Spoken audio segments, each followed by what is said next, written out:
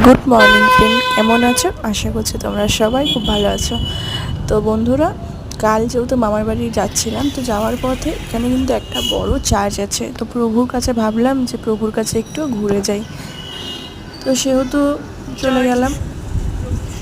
আর বাইরেটা দেখেছো বন্ধুরা, কত সুন্দর একটা পরিবেশ। মানে এক কথায় বলা চলে যে অসাধারণ সুন্দর। তো আমি তো ভাবলাম যে মনে হয় আর ঢুকতে দেওয়া যাবে না।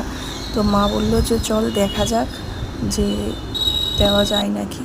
সো সেই হিসেবে কিন্তু গিয়ে পড়লাম। তো ওখানকার মানুষজন বন্ধুরা এতটাই ভালো ছিল, ওরা বলছিল যে এখানে একটু বসতে, বাট ওরা মানে তো তারপরে চার্চ থেকে বেরিয়ে এবারে রওনা দিলাম বাড়ির উদ্দেশ্যে।